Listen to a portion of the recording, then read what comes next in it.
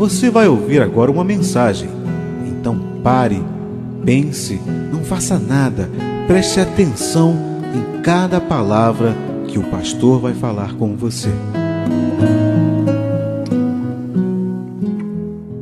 Nós estamos diante de um tempo, muitas igrejas espalhadas pelo mundo, pelo Brasil, muitas igrejas que se dizem até evangélicas, muitas igrejas que se dizem protestantes, e vem sempre a pergunta à minha mente: será que o Senhor está no meio dessas igrejas?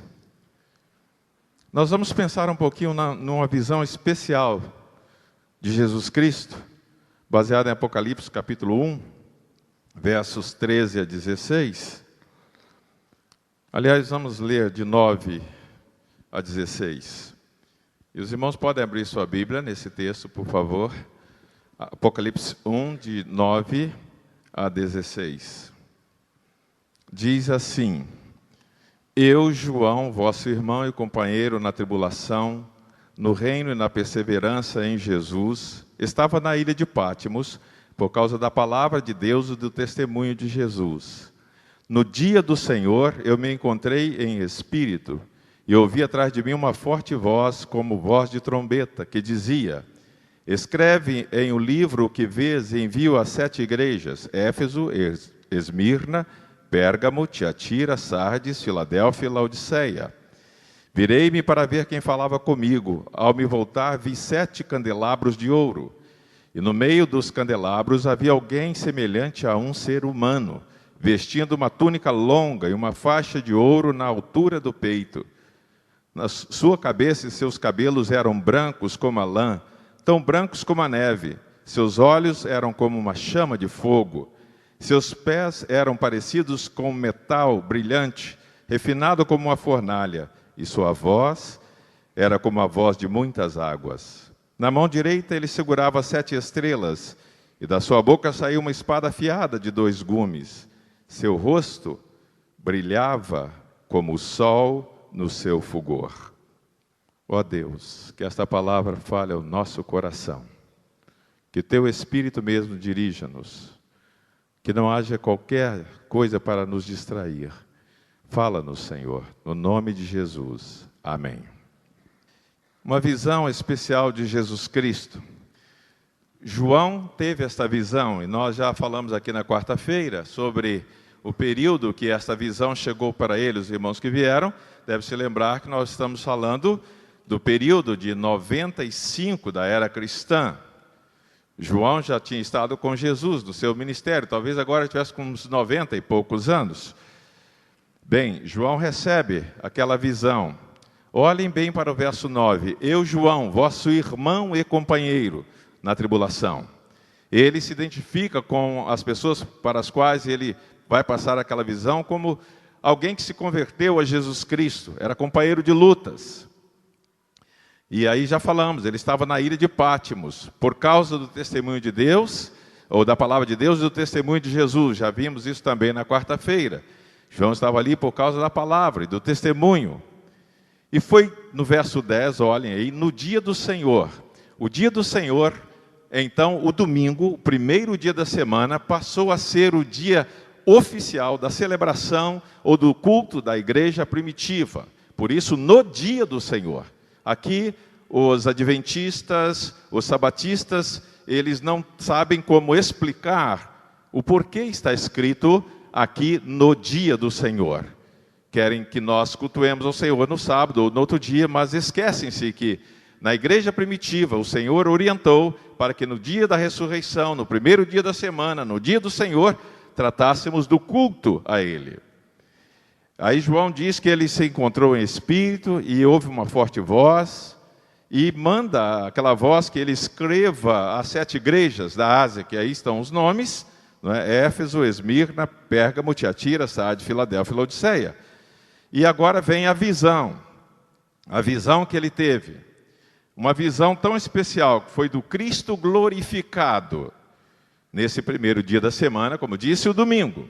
Cristo aparece ali no meio dos candelabros ou dos candeeiros, ou seja, das igrejas, para mostrar que cuida delas, vela delas e comunica a sua luz a todos os homens, a todas as pessoas. Como foi essa visão e o que podemos aprender com ela?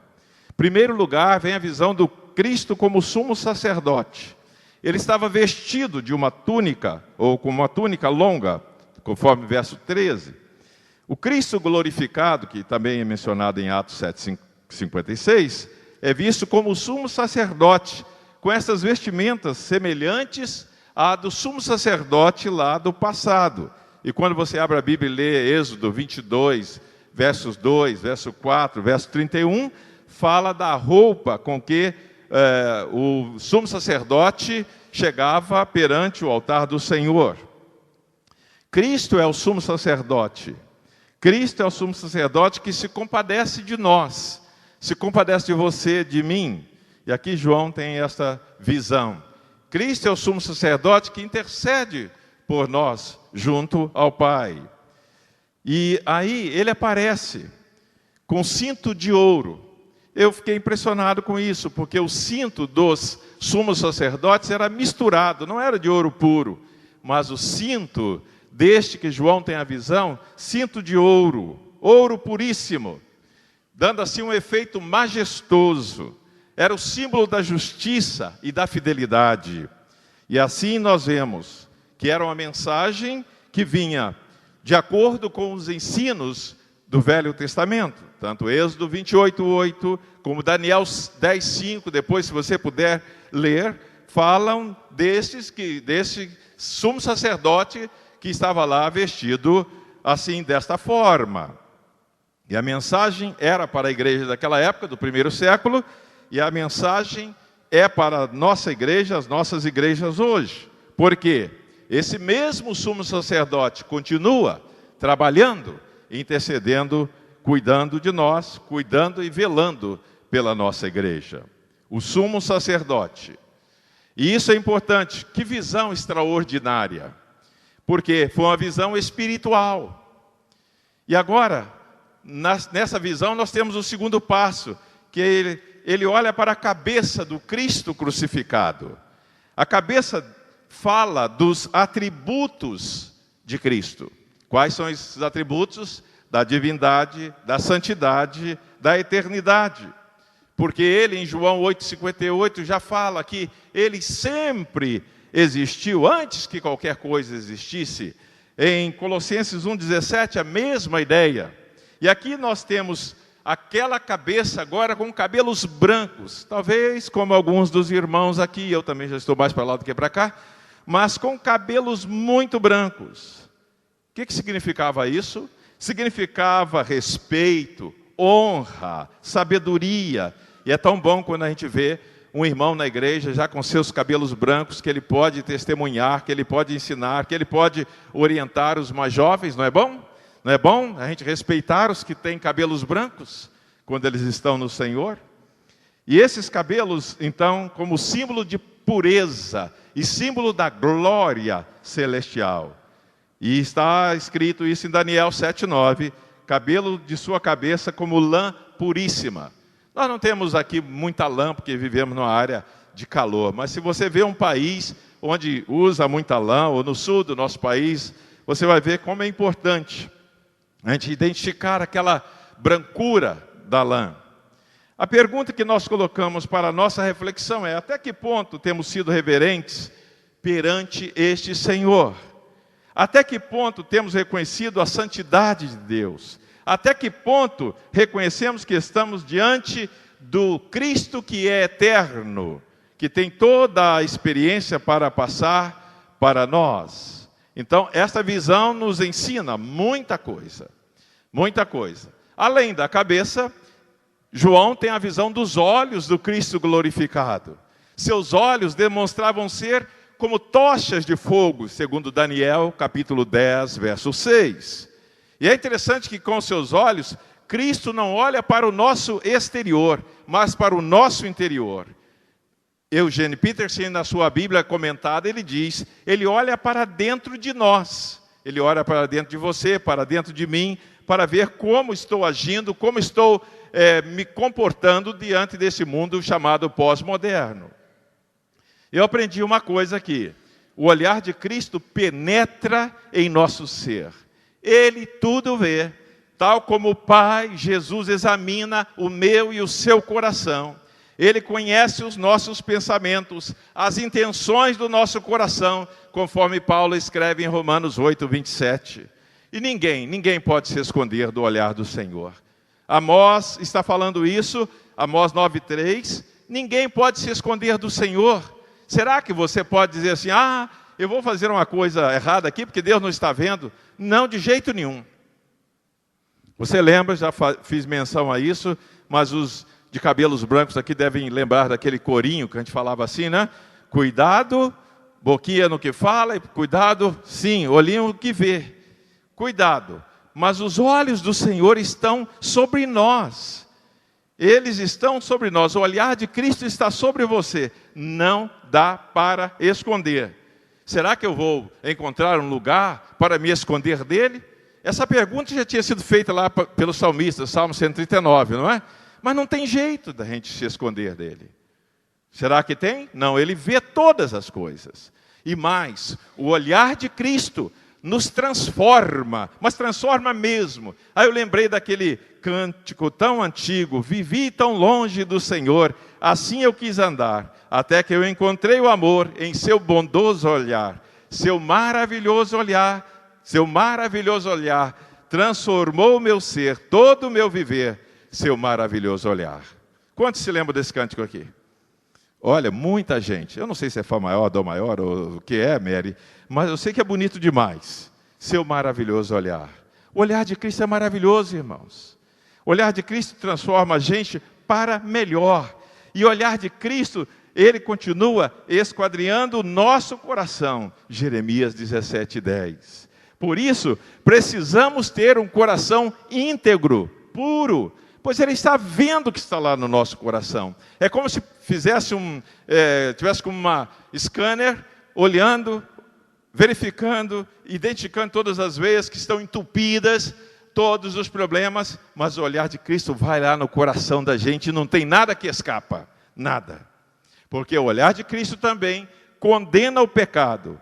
Olhos como chama de fogo, Apocalipse 1,14. Expressando assim a indignação consumidora, o castigo contra o pecado, especialmente na vinda de Jesus, conforme Apocalipse 19, 11 e 12.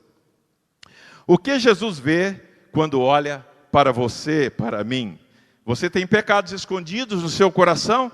Este olhar consumidor vem para destruir os pecados, não destruir você, destruir o pecado. Permita que o olhar de Cristo mude as circunstâncias e condene todo e qualquer pecado que estiver no seu pensamento, no seu coração, para você ser liberto e poder glorificar este Cristo maravilhoso que servimos. Mas ainda queremos, nessa visão, compreender o que significam os pés do Cristo glorificado. Diz nos versos 15a, seus pés eram parecidos com metal brilhante, refinado como uma fornalha. E aí, alguns dizem que era o bronze, que transmitia a ideia de força, estabilidade, firmeza de seus desígnios e a excelência dos seus procedimentos. É muito interessante, irmãos, nós temos, se nós pudéssemos ir lá e ver, e ter essa visão do Cristo glorificado, como João teve, porque aqui era um cumprimento das profecias. Daniel 10:6 fala disso, Ezequiel 1:7 fala que os pés transmitiam poder para julgar e esmagar os seus inimigos. E aprendemos na Bíblia em 1 Coríntios 15:25 isso, que todos os inimigos serão colocados debaixo dos pés do Cristo glorificado. Amém, irmãos? Até aquele líder lá da Coreia do Norte, ele vai ter que se dobrar ante o Cristo crucificado. Qualquer líder deste mundo, qualquer pessoa. João tem essa visão, a visão dos pés. E agora, então, ele parte para outro aspecto. Além dessa visão dos pés, no mesmo verso 15, tem a visão da voz, que era como a voz de muitas águas. A voz do Cristo glorificado. Voz era símbolo de autoridade, da soberania de Deus. A voz de Cristo é poderosa, ela estronda os oceanos. É um terror contra os seus inimigos. Ezequiel 1:24 diz que é a voz do onipotente, ou seja, daquele que é cheio de poder. Onipotente significa isso, todo-poderoso, a voz do todo-poderoso. Ou Daniel 6 diz, é a voz como a voz de uma multidão. Quando muita gente começa a falar, a multidão inteira começa a gritar, é algo que assusta qualquer um. Então a voz desse Cristo glorificado é a voz como que de uma multidão. Em João 3:9, nós entendemos que a voz de Cristo, essa voz é fonte de alegria para a gente. Alegria. E essa voz, quando fala o nosso coração, traz alegria. Porque é a voz que fala às ovelhas, e as ovelhas reconhecem-na, conforme João 10:4. E é interessante nós sabermos disso, que a voz do Cristo glorificado atrai pecadores, como atraiu lá em Atos capítulo 9, aquele homem que era chamado Saulo, e o Senhor fala a ele, Saulo, Saulo, por que me persegues? E ele, diante daquela voz de Deus, ele se estremece, a voz de Cristo é assim, quando fala a gente realmente precisa se estremecer. Mas a voz de Cristo pede entrada no coração dos pecadores. Apocalipse 3:20 fala disso. Quando bate a porta e quer entrar, é a voz do Senhor que está falando. Você obedece à voz de Cristo, como cantamos hoje? Você obedece à voz de Deus? Você conhece aquele hino, que doce voz tem, meu Senhor, voz de amor, tão terna e graciosa. Sim, que doce voz tem, meu Senhor. Você ouve a voz do Senhor? Você ouve a voz desse Cristo glorificado? Você ouve a voz desse Cristo que está conosco? Desse Cristo que estava lá com João e que está aqui agora? Mas o que pensar ainda de outro aspecto dessa visão, como a mão do Cristo glorificado? Diz, verso 16, na mão direita ele segurava 7 estrelas. A mão direita era símbolo de autoridade. Ele age, governa e cuida da igreja com a sua autoridade. Ele nos segura em suas mãos. Ninguém, como aprendemos, pode nos arrancar da mão do Senhor. Por quê? Ele segura a sua igreja. E mais, em suas mãos, diz Isaías 49:16, ele tem os nossos nomes escritos em sua mão. Que coisa maravilhosa, irmãos. Ele tem o seu nome, o nome de todos nós, escrito agora em suas mãos. Fiquei pensando naquelas mãos que antes eram mãos que receberam aqueles cravos, mas agora eram as mãos do Cristo glorificado. Mãos prontas para abençoar o povo, cuidar da igreja, cuidar de todos. Que visão extraordinária! Que visão extraordinária é essa? Vamos devagar pensando nisso, vamos continuar depois, logo à noite, mas vamos pensar aqui. Se você fosse João, você naquela ilha, você ficaria contente, em primeiro lugar, por estar lá no primeiro dia da semana, no domingo, para receber a visão de Deus? Você estaria contente por falar a tantas as igrejas, e hoje as milhares que temos, para anunciar que o Cristo glorificado está no meio das igrejas? Você também estaria disposto a se submeter a esse sacerdote e permitir que ele continue intercedendo por você, por sua vida? Você o respeitaria agora seus cabelos, honraria-o, você glorificaria o Senhor? Você também estaria agora disposto a andar sob a vigilância do Senhor, seus olhos sobre a sua vida, em todos os momentos? Você está disposto agora a também respeitar o poder que há em seus pés de esmagar o pecado e todas as coisas? Você está pronto agora a saber que a voz dele está lhe chamando? A voz de muitas águas, a voz do Senhor chamando a você, chamando a mim, para que eu possa me reconciliar com ele. Que visão extraordinária! Se nós pudéssemos sair daqui e subir lá nas mansões celestes, para ter uma visão deste Cristo glorificado. Mas ele está aqui. Eis que estou convosco todos os dias. Todos os dias. Como que você vai ver o Cristo crucificado agora? Você vai ver na vida do seu irmão, de sua irmã. Que coisa maravilhosa. Que coisa extraordinária. E João vê, e João para contemplar isso. E para dizer: Senhor, eu estou aqui em espírito. Eu quero ter essa visão, Senhor. Às vezes eu fico pensando, nós saímos do Espírito e não temos uma visão de Cristo como deveríamos ter. Às vezes eu fico pensando que nós tratamos de tantas coisas, até na igreja, tantas coisas materiais, e perdemos esta oportunidade de ter uma visão magnífica do Senhor. Mas Ele está aqui. Ele, com o poder que tem de ser o Cristo glorificado, Ele quer que você creia nele. Ele quer que você o siga, Ele quer que você seja obediente a Ele, que você ande nos caminhos dEle, que você possa viver aqui até o dia que Ele nos chamar. Pode ser hoje, pode ser amanhã, pode ser qualquer dia, mas para que nós hoje tenhamos a visão dEle. Hoje Ele é o Salvador, amanhã Ele será o juiz. Você quer recebê-lo hoje? Quer viver para Ele hoje? Quer ter comunhão com Ele hoje? Quer permitir que você tenha uma visão magnífica dEle no meio desse mundo pós-moderno tão complicado, com tantas coisas? Você quer ter uma visão do Senhor assim? Que Deus lhe abençoe, que você possa então permitir que o olhar de Cristo faça uma diferença muito grande na sua vida. Que o Senhor mesmo acompanhe você, que você tenha uma visão extraordinária de Jesus.